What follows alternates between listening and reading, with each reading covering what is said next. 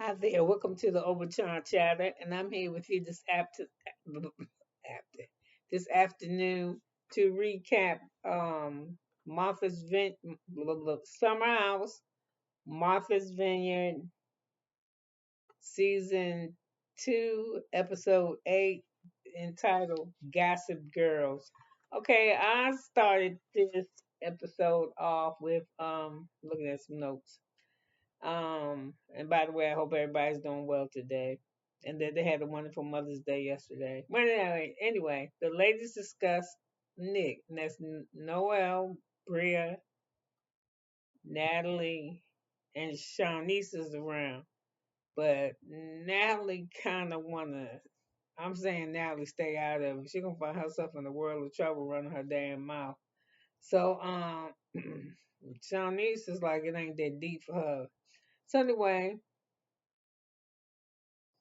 I put here Natalie as a whole snitch. Hi Nick.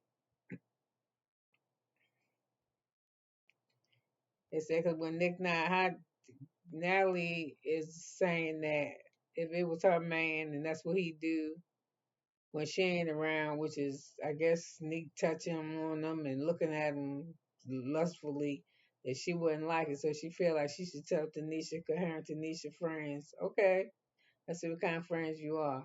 So anyway, Amir co-signed on it with her. I understand my girl's a girl's girl. Boy, he don't know what he doing. I think he's scared to go against Natalie. Yeah. I think she paid most of the rent. Okay, so anyway, Jasmine's on the phone. She talking to Silas. He just checking on her, seeing how she doing. He said he frustrated. I bet he is. That army shit don't play. Or that National Guard, whatever the hell he doing, they don't be playing with them when they deploy. Um, so this morning everybody going bike riding, but look at Tanisha can't go because Tanisha, all she bought was a dress. That's all she bought for the whole weekend was a dress. I can't believe that. She must have had nothing she wanted to ride the bike in. So anyway, they're going to just ride and they're going to brunch. They're going to go eat somewhere. So anyway, it's a carload of them, and the ones that's in the car are minus Simon and Bria because they're talking about how Simon embarrassed Bria at the at Nick's Lux party last night, and then when he took off his flamingo suit, he had been farting, and he made stuff stink. I was like, I don't even know why the producers caught that part because there's been so much more better shit that they could have did. So anyway, you got Bree and Simon stay back. So I said that from the back ride, they're just gonna go to they're just gonna go to brunch. So Bree and Simon they stay back too, and she want to talk about what happened last night. And he started trying to explain. She said, "Okay, cut the bullshit." She talked to Simon like he crazy. I don't know why the fuck he stay with her, cause I wouldn't. Cause I'd be like, girl, get out of here. So she said that he don't protect her. And the problem with him is that he don't recognize racism. He probably don't. That means every time he go with you, he gotta be on extra alert to make sure somebody is insulting your ass. She too much work. And she said when she lived in Germany, how people treat you. Yeah, when you live in they if they are racist against you in your own fucking country, you think you're gonna go other places and the people ain't? Before they even scared of your color, they scared of you. All the shit they say black people do, they be afraid to walk down the street. But then after they become comfortable to you, they become curious. And I just go off sidebar for a minute. When my husband in 1993, he was stationed in Seoul, Korea, and we didn't live on we couldn't live on the economy. We couldn't live on the post, so we had to live on the economy. He wasn't authorized to have me, and our son there, his family with him. We just like fuck it, we're going wherever you go. So we just went and lived on the economy because it wasn't that expensive to live in Korea at the time, and we lucked up with him because the barracks was so full where he was at. They was letting E4s and above live out in town. They was paying their rent. So he was a E4. So he got his rent paid. So he got a 3 bedroom spot, two bedroom or something house. We went there to go live with him. So well, when I flew there, believe it or not, I was 8 months pregnant. My daughter was 13 and a half, 13 pounds, 3 ounces when she was born. She's the biggest baby at that time born over there at the American hospital. But it's so funny. My daughter is dark like me, so when we would take her places, they would touch me or touch her. The state told like they did because they never seen black people. They saw them in magazines or they saw them, on TV screens, but never in person. So it was a great experience for me. It didn't bother me. They were like touching my hand and touch her hand, and all it would say is how beautiful we were. So I was cool with that. So anyway, let me get back to this stuff over here. So anyway, she just was like, "You need to protect me when I live with you. How people treated me in Germany. Take your ass back home." That's what he should have told. Take your ass home, Bree. You're a pain in the ass anyway. So anyway,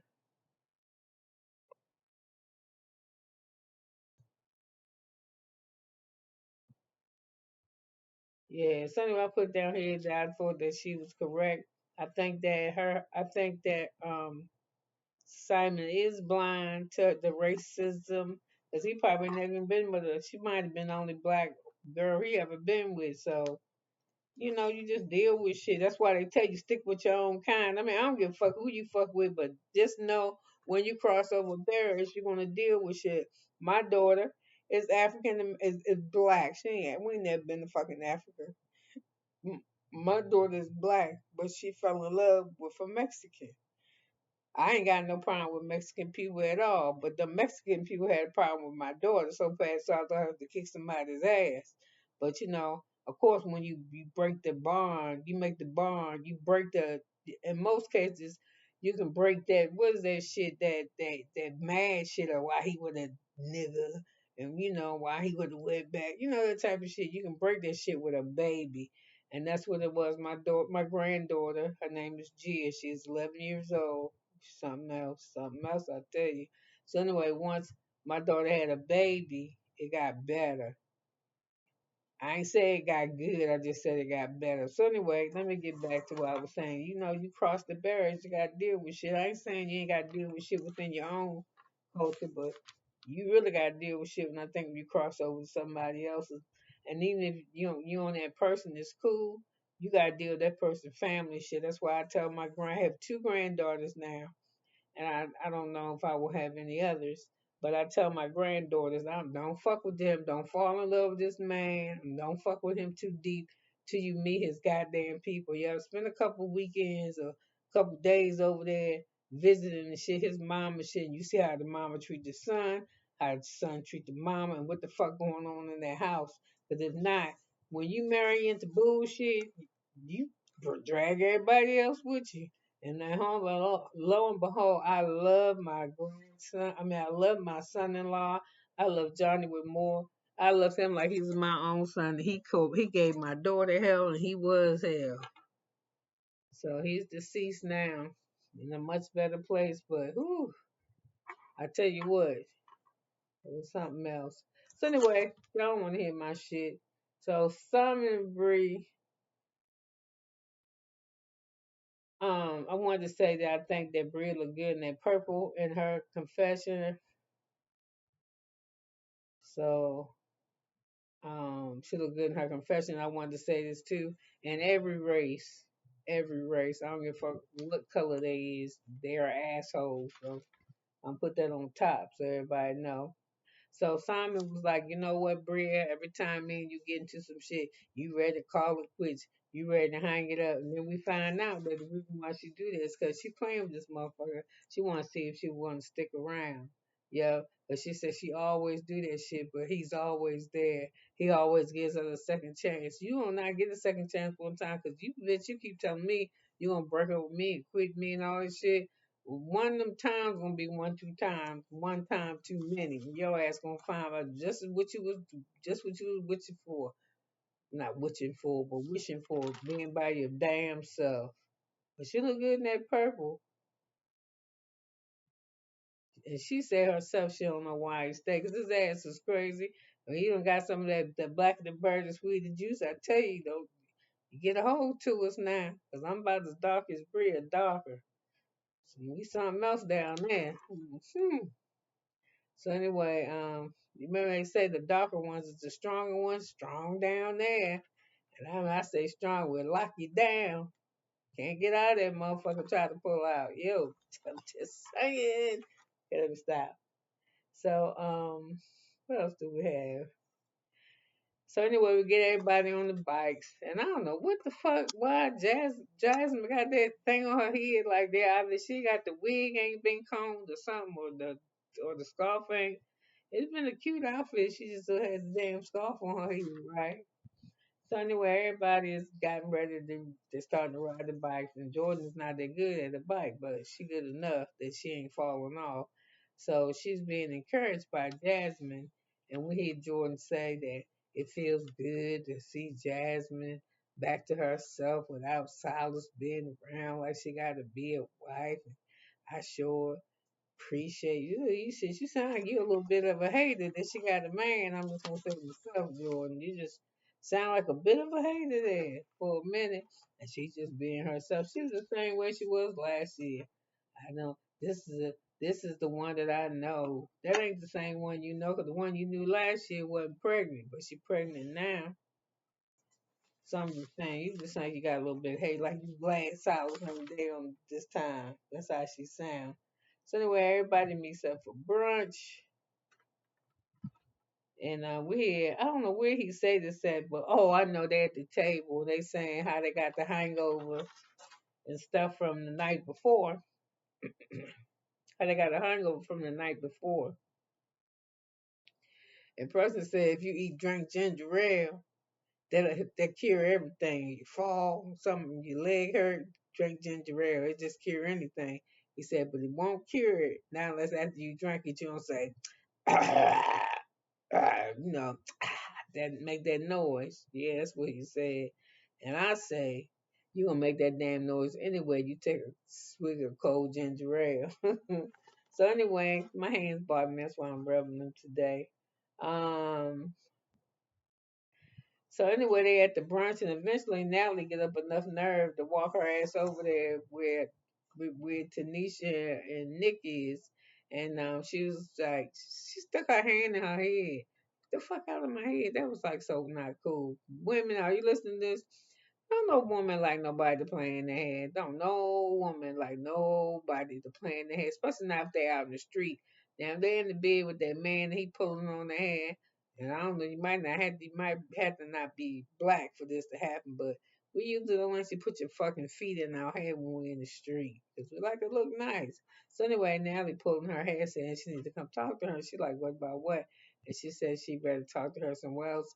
And that's when Tanisha tells Natalie, I don't want to hear that shit. Well, she don't say it like that, but she let her know she don't want to talk or she don't want to hear. So anyway, Natalie go back to the side of the table. She talked to Amir, and they were saying something to each other, but that shit is not what's important. What's important is back over at the other table. Tanisha's like, yo, I'm just fucking ready to go. She just done ruined the whole dinner. What that lady should have said, what Nick's girlfriend Tanisha should have said was, I'll talk to you, but can we please do it back at the house? Yeah, well, I don't want to let them go talking to everybody looking at my goddamn face, and I got to get in the car and ride back with them because you know it's gonna be some bullshit. And she came by herself, and the rest of them sitting over there. But like she said, Natalie, I want to know if it was me. No, you don't. You don't want to know. Um. So anyway, they practically in this fool face while he's looking at whoever got something to do with it to see what's going on. So I put they back at the table freestyling. You hear? I think it's Jasmine. She freestyling first, but it fell flat because she ain't no rapper. Um, we got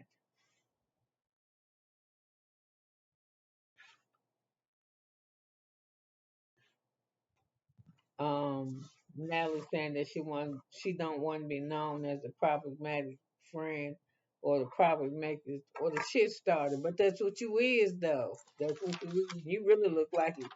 As this episode go on, when you raising your hand saying you was the one that you think you should tell Tanisha, and I don't even understand why. Are you really that close to Nick? And then why don't you tell Nick what the everybody thinking so he can get the shit straight, he can handle how he want to. So so Alex wanted to know at the table too. Alex was like, "Hey, Bria, how you and Simon?" And she was like, "Me and Simon are fine." He was like, "I got to hear more than that. What went down in this club playground?" And she said, "I really don't feel like talking about that. I really just don't want to talk about that. So we're not going to talk about that." So she just left it alone.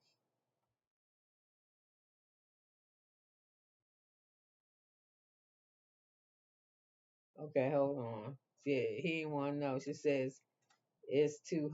She said. This what she said. She didn't tell him that. She told me it's just too high to talk about any type of problems, and she got all kinds of coochie sweat. And I was like, did you really have to say that, bitch? And did I really have to say it to y'all? But it was in the episode. It's like, really, you're so crass. So, so. Simon apologized to Nick about William Flamingo doing his event. He said he's sorry. And Nick said, I'm good. He said, I'm good. I'm down with enough. Why the fuck is your girlfriend running her mouth? So, and